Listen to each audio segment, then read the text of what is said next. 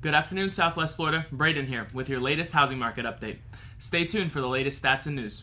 Let's kick things off by addressing a big player in the market, mortgage interest rates.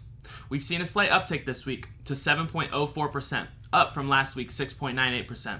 As these rates inch upwards, they remain a crucial factor for those considering entering the housing market, either as buyers or refinancers. Diving into property metrics, there's been a modest decline in new listings, dropping from 336 last week to 318 this week.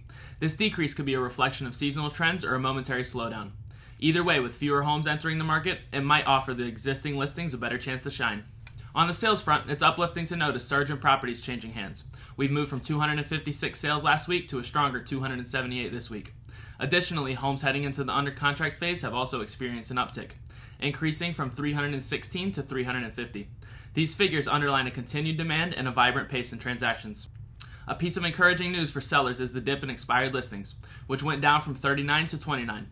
This decrease indicates a market where homes, when priced right, are getting the attention they deserve and are less likely to stay unsold. Now focusing on property valuation, we've seen a positive shift in the median sales price, climbing from $375,000 to $382,000.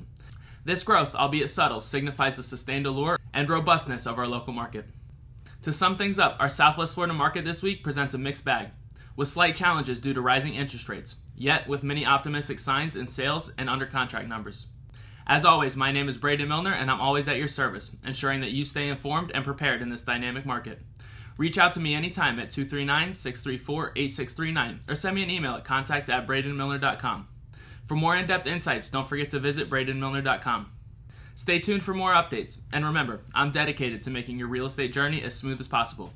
Follow the channel for more, and I'll see you all next week.